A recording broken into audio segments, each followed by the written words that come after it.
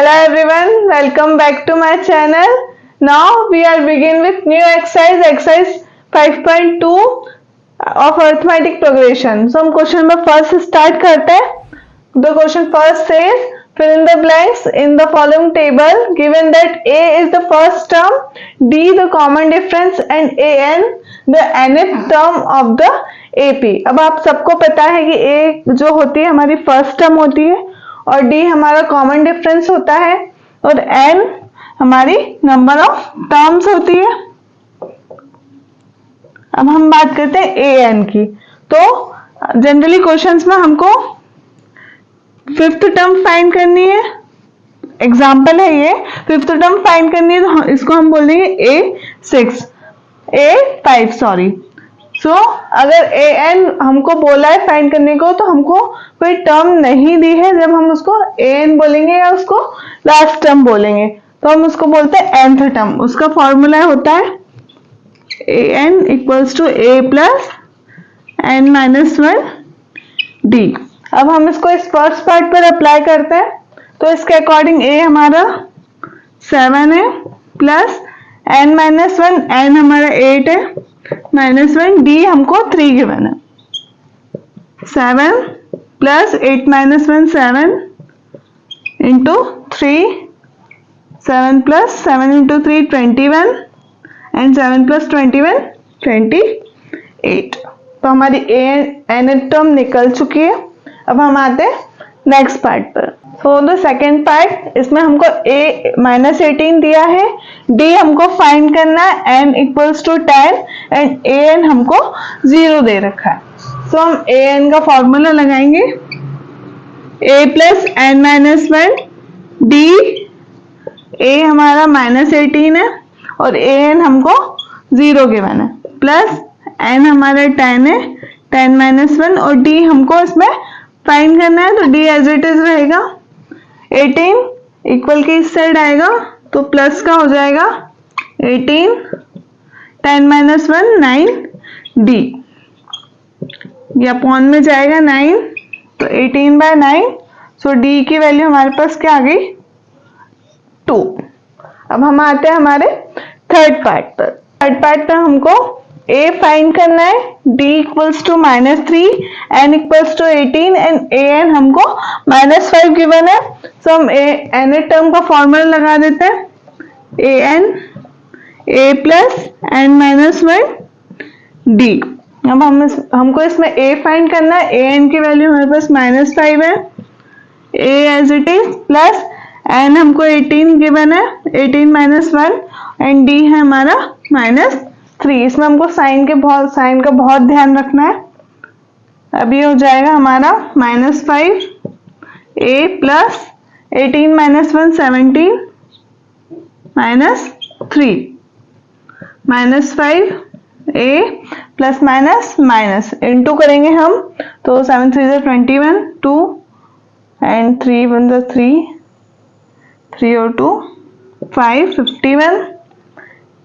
51 equal के इस side आएगा तो प्लस का हो जाएगा.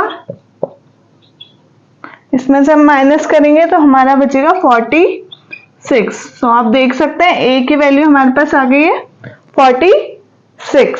अब हम आते हैं हमारे नेक्स्ट पार्ट पर. Part is A equals to minus 18.9 D equals to 2.5 और N हमको फाइंड करना है और AN इक्वल्स टू 3.6.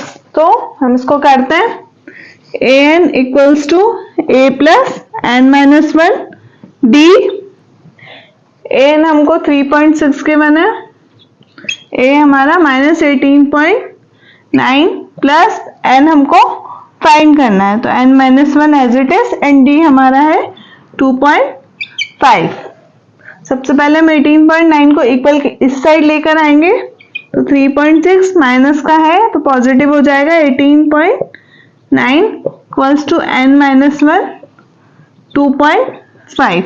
इसको ऐड करेंगे हम 9 और 6 5 15 का 1 2 2 22.5 N माइनस 1 2.5. 2.5 को हम अपॉन में लेकर आ जाएंगे पॉइंट से पॉइंट कैंसिल हो जाएगा,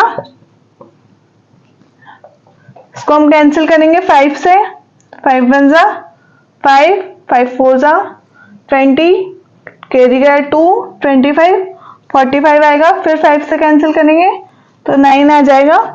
तो n माइनस 1 इक्वल्स टू हमारा 9, सो n 1 इस साइड जाएगा तो 9 प्लस 1 n इक्वल्स टू हमारा क्या आ गया 10। अब हम आते हैं हमारे फिफ्थ पार्ट पर। So fifth part is a equals to 3.5, d equals to 0 and n equals to 105 और an हमको फाइंड करना है। तो हम देखते हैं an equals to a plus n minus 1, d a हमको गिवन है 3.5 प्लस n हमारा 105 है माइनस 1 और d इक्वल्स टू हमारा 0। अब आप देख सकते हैं यहाँ 0 है तो ये वाली पूरी टर्म हमारी 0 हो जाएगी, तो n हमारा 3.5 और हमको यही फाइंड करना था। So question number first is complete. अब हम आते हैं हमारे सेकंड क्वेश्चन पर। अब हम आते हैं हमारे क्वेश्चन नंबर सेकंड पर, which is choose the correct choice in the following and justify. इसमें हमको करेक्ट ऑप्शन चूज करना है और हमको आंसर को जस्टिफाई भी करना है। तो हम देखते हैं, फर्स्ट है हमारा 30 term of the AP 1074 dash is. So options दिए हैं हमको। अब हम देखते हैं हमको 30 टर्म फाइंड करनी है, A30। सो A30 का हमारा फॉर्मूला क्या होता है, A प्लस 29 D होगा। सो यहाँ पे A क्या हो गया हमारा 10 प्लस 29 एंड डी हम फाइंड कर लेते हैं A2 माइनस A1 7 माइनस 10, तो ये हो जाएगा -3, ये हमारा आ गया -3। 10 इंटू कर लेंगे हम, 3 9 जा 27, 3 2 जा 6, 6 और 2 8, माइनस का प्लस माइनस माइनस, प्लस के 10 में से माइनस का 87 माइनस करेंगे तो माइनस का 77। So option C is the right answer, -77। अब हम आते हैं हमारे इसके नेक्स्ट पार्ट पर। अब हम आते हैं सेकेंड पार्ट पर, which is 11th term of the AP -3 -1/2 and 2। हमको इसमें 11th टर्म फाइंड करना है। सो 11th टर्म हम कैसे फाइंड करेंगे, A11 A plus time D। सबसे पहले हम D फाइंड कर लेते हैं। इसमें D हो जाएगा हमारा A2 माइनस A1, A2 हमारा -1/2 है, -3 -1/2 प्लस 3 एलसीएम लेंगे 2 -1 प्लस 2 3 जा 6, ये हो जाएगा 5/2। तो हम वैल्यूज रख देते हैं।